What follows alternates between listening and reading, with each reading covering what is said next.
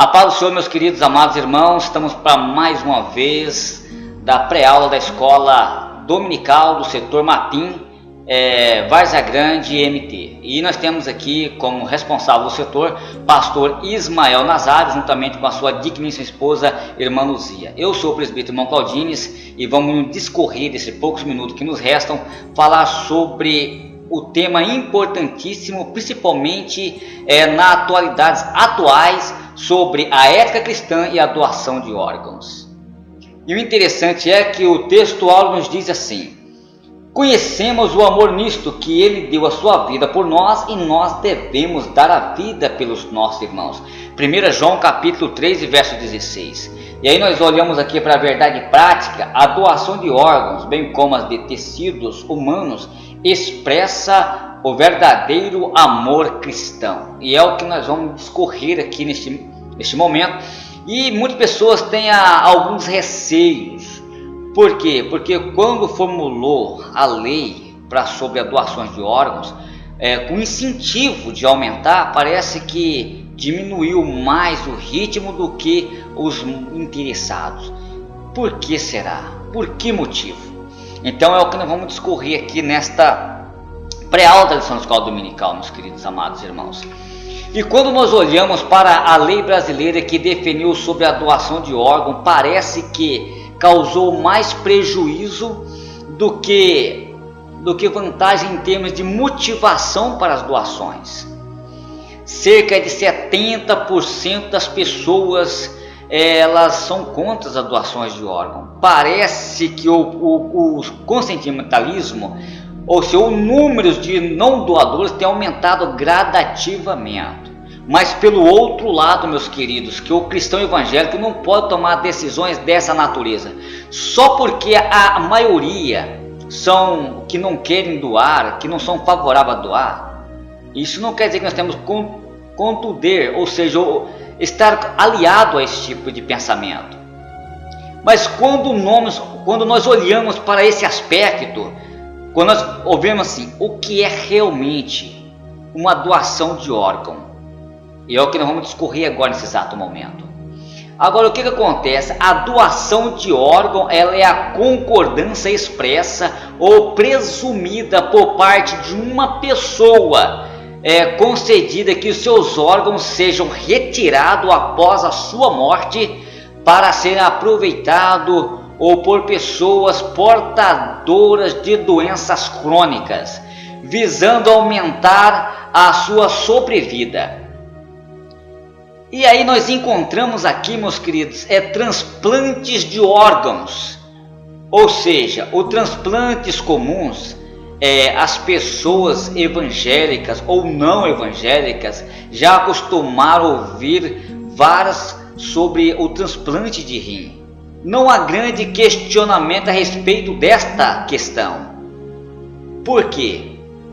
Quando o antirrenal crônico ele tem a sua vida normalizada ao receber um transplante de um rim de uma pessoa viva, às vezes de um parente ou de uma pessoa amiga. O rim é um órgão que permite o doador viver bem, mesmo ele vivendo com um rim só ou ter doado para o seu próximo. Uma outra questão também, outra doação que não causa controvérsia, é a de sangue, meus queridos irmãos. Elementos de importância vital para o funcionamento do corpo humano. Aí nós temos algumas argumentações contrárias à doação de sangue. Há quem pensa que a transfusão de sangue é uma forma de comer sangue, o que é proibido realmente pela palavra de Deus. Esse tipo de argumentação contraria a doação daquelas pessoas que não têm consciência, visto que o processo da absorção do sangue diretamente na veia do receptor não é o mesmo de que ocorre quando a ingestão de algo através do aparelho digestivo. É ignorância de quem pensa diferente, meus queridos amados irmãos. O transplante da parte do fígado, de igual modo, tem sido realizado, que é relativo com muito sucesso, pois é um órgão que se regenera completamente. Quanto ao transplante de órgão por doações de pessoas vivas, não vemos qualquer implicações éticas à luz da poderosa palavra de Deus. Ambos as consciências do doador ou receptor esteja em paz e sem dúvida, como está em Romanos no capítulo 14 e no verso de número 1 e também no verso 23.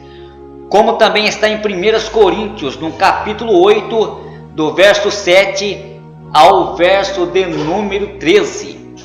A nossa consciência para atuar corretamente precisa estar alinhada e sim sintonizado com a poderosa palavra de Deus. A consciência em si mesma, ela não é um juiz, mas muitos servos de Deus têm sido salvos da morte certa, desde que haja um transplante bem sucedido. Aí o que acontece, meus queridos? Nós estamos falando ainda sobre o transplante de órgão, e quando nós vemos aqui sobre a doação de órgão após a morte, há uma lei brasileira que torna disponível os órgãos transplantes de pessoas mortas. Em 4 de fevereiro de 1997, após muitas discussões e argumentações, foi publicada na Lei 9.434, referente à doação de órgão presumida de órgãos humanos. De acordo com essa norma, todo brasileiro que não se registre na sua carteira de identidade, ou de motorista, ou de observação por doador, é considerado o doador presumido. Ou seja, com ou sem a conscientização dos familiares, o médico pode declarar a morte cerebral e do paciente, e nesse caso, meus queridos irmãos, os órgãos deles são retirados e implantados em algum corpo de algum doente crônico, visando restituir a sua saúde física. Agora, o que acontece, meus queridos irmãos? Aí vemos aqui algumas argumentações contrárias sobre as doações de órgãos. Existem argumentos contrários e populares sobre as doações de órgão, principalmente no meio evangélico. Por quê? O que acontece? Veja, o primeiro é o receio que haja comercialização de órgãos humanos. É o meio de se tornar uma cobaia, meus queridos irmãos. Infelizmente, a imprensa já chegou a noticiar casos em que o sangue de outros órgãos também que são objetos de venda, causando desconfiança entre muitas pessoas na sociedade. Segundo, meus queridos amados irmãos, esse receio é que a discriminação e a preocupação de que diferenciar entre o pobre e entre o rico. O terceiro, meus queridos, é a integridade do corpo. Na cultura judaica cristã, o corpo é considerado sagrado e a retirada do órgão desse corpo era considerado como profanação desse corpo. Mas nós vemos aqui o quinto aspecto, é uma esperança de um milagre. Há irmãos que são contrários à retirada do órgão dos seus corpos. Por quê? Porque Deus ele pode realizar um milagre extraordinário ressuscitando esse indivíduo. Mas veja bem, o quinto aspecto é a preocupação quanto à ressurreição. Tem crente que se preocupa de não doar órgão, porque alegando que naquele momento faltaria uma parte do seu corpo que foi doado um órgão para alguém. Esses tais precisam ser esclarecidos mediante a ação da poderosa interpretação da palavra de Deus. Meus queridos amados irmãos, aqui vimos aqui no segundo tópico algumas doações na Bíblia. Tem pessoas que não doaram somente um órgão, mas teve pessoas que doaram a sua vida. E nós vamos questionar sobre a vida de Paulo. Paulo, na ocasião, ele sofreu de uma enfermidade não especificada na Bíblia. Ele escreve que orou a Deus por 3 vezes para ser curado, mas o Senhor lhe respondeu: a minha graça te basta, Paulo, porque o meu poder se aperfeiçoa na sua fraqueza, como está em 2 Coríntios, no capítulo 12, no versículo 9. Meus queridos e amados irmãos, Paulo evangelizava na região da Galácia. Paulo deixou indícios de ter sentido os seus defeitos das doenças em sua carne. Há as salientações que os Gálatas não desprezaram e nem os rejeitaram. Conjecturas formaram por meio dessas passagens que a enfermidade de Paulo poderia ser nos olhos, ou que a doença afetava a sua visão. Indiscutivelmente, para expressar o amor aos irmãos, ainda de modo metafórico, Paulo fala do seu sentimento altruísta aos Gálatas, que se fosse possível arrancaria os próprios olhos e doaria, com o intuito de imunizar o sofrimento de Paulo. Interessante isso, meus queridos irmãos. Dá para entender que eu nunca estou afirmando que a doença de Paulo seria os próprios olhos. Mas o que acontece? Quando nós olhamos para esse ponto de vista, meus queridos irmãos, o apóstolo dos gentios é um excepcional exemplo de doação para o reino de Deus. Com todo o amor, ele escreveu aos Coríntios: eu de muito boa vontade gastarei e me deixarei por me gastar pelas vossas almas, como está em 2 Coríntios, no capítulo 12. Ao retornar da terceira viagem missionária, meus queridos, em direção a Jerusalém, o Paulo discursou aos anciãos de Éfeso: mas em nada tem a minha vida por mais preciosa, contudo que cumpre com alegria a minha carreira e o meu ministério que eu recebi do Senhor Jesus, como está em Atos, no capítulo 15. Meus queridos irmãos, Paulo, ele se doou, Paulo, ele se entregou a sua vida em prol do reino de Deus. Paulo não declarou só apenas sofrer, mas morrer em Jerusalém pelo amor do Senhor Jesus. O desprendimento paulino é uma ação digna de ser imitada pelos seguidores de Cristo. Que coisa maravilhosa, meus queridos irmãos. É um exemplo de vida, como está em 1 Coríntios, no capítulo 11, do verso 1. E nós olhamos para todo esse contexto aqui. Agora nós vamos olhar sobre Cristo Jesus. Nós vamos falar sobre a pessoa de Cristo Jesus. Jesus, ele doou órgão, não. Quando nós olhamos sobre o posicionamento cristão, fazer ao povo que se quer para si mesmo.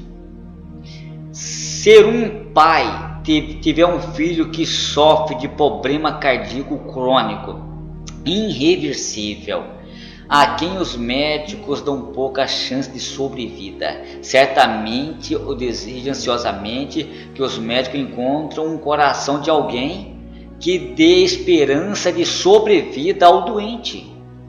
E isto se enquadra em que a Bíblia diz, como está em Mateus, no capítulo 7, versículo 12: portanto, tudo que vos quereis que os homens façam, fazei-vos também, porque esta é a lei e os profetas. E quando nós olhamos aqui para a doação de órgãos como uma expressão de amor, nós encontramos aqui até mesmo o próprio Senhor Jesus. Salvar a vida de alguém é sem dúvida uma demonstração elevadíssima de sentimento espiritual e moral. O nosso Senhor Jesus Cristo não apenas doou um órgão por nós, mas Ele deu toda a sua vida em nosso lugar. Na cruz do Calvário, Ele se doou de corpo, de alma, por completo, para que morresse por nós. O apóstolo João nos exorta: conhecemos a caridade nisto, que ele nos deu a sua vida por nós, e nós devemos dar a vida pelos nossos irmãos. Quem, pois, tiver bens no mundo e vendo seu irmão necessitando de cerrar o seu coração, como estará nele a caridade de Deus? É uma pergunta, meus queridos. Isso está em 1 João, no capítulo 3, versículo 16 e 17. Nesse texto, vemos o apóstolo do amor ensinar que dá lugar à vida pelos irmãos, que o proprietário de bens, que é no mundo principalmente, tem que se abrir o coração para que haja salvação de muitas vidas em caridade ao amor de Deus sobre a sua vida, e saber que um órgão a ser doado é o maior bem de alto valor para a salvação de uma vida orgânica de uma pessoa que está necessitada. Meus queridos e amados irmãos, a falta de órgão aqui não tem implicações quanto à ressurreição do corpo. Na ressurreição do corpo não haverá qualquer problema quanto a ter ou não um determinado órgão. Por quê, meus queridos? Há pessoas que mutiladas, que não tem perna, que não tem braço, que não tem pé, que não tem olhos, que não tem orelha, faltando algum membro do corpo, mas quando ressuscitarem serão em corpo espiritual, perfeito, mas a nossa cidade está nos céus, da onde nós esperamos também o Salvador e Senhor Jesus Cristo, que transformará o nosso corpo abatido para sermos conforme o seu corpo glorioso, segundo a eficácia, poder de sujeitar todas as coisas, como está em Efésios, como está em Filipenses, no capítulo 3, versículo 20 e 21. Um corpo será um corpo glorioso, um corpo espiritual. Como está em 1 Coríntios, no capítulo 15, verso 42 e 43, meus queridos irmãos. Diz assim a palavra de Deus. Quando nós olhamos para esse aspecto, 1 Coríntios 15, 42 e 43, que diz assim: assim também que a ressurreição dos mortos sameia seu corpo em corrupção, ressuscitará em incorrupção, sameia-se em ignomia e ressuscitará em glória, sameia-se em fraqueza e ressuscitará em vigor, sameia-se em corpo animal e ressuscitará em corpo espiritual. Se há corpo animal, há corpo também espiritual. Que coisa maravilhosa, meus queridos irmãos. E o interessante meus queridos irmãos, que nós não podemos deixar de fazer a vontade de Deus. Por quê? Porque o corpo que vai ser ressuscitado vai ser um corpo transformado. Porque se não fosse assim, ser ressuscitado, não havia necessidade de falar sobre a ressurreição, meus queridos. Porque a ressurreição é trazer à vida aquilo que estava morto. Diz Paulo que assim a ressurreição dos mortos sameia-se em corpo, que nem eu acabei de citar para vocês. E o interessante que eu gostaria de ler um versículo aqui com vocês, aqui, que está em 1 Coríntios, no capítulo 15 e no verso de número 53. Deixa eu ver se é isso mesmo. 53 e 54, no livro de 1 Coríntios, Paulo falando: porque convém que isto que é corruptível ser revista de incorruptibilidade, e o que isto que é mortal ser revista da imortalidade, e quando isto que é incorruptível ser revista de incorruptibilidade, e isto que é mortal se revestir da imortalidade, então cumprir-se a palavra que está escrita: tragada foi a morte na vitória. Meus queridos e amados irmãos em Cristo Jesus, esta aqui é simplesmente um resumo da pré-aula da lição da Escola Bíblica Dominical. Com certeza você não pode deixar de participar. Você que tem a igreja evangélica mais próxima da sua casa, vai lá, questiona o professor, faça pergunta, tire as suas dúvidas, porque a Escola Bíblica Dominical é exatamente um conhecimento geral, aonde que abrange todos os aspectos. Mas por enquanto aqui eu fico simplesmente aqui nessa pré-aula. Que Deus possa abençoar todos vocês de uma forma maravilhosa, e até a próxima, se Deus em Cristo Jesus nos permitir. A paz do Senhor e até a próxima.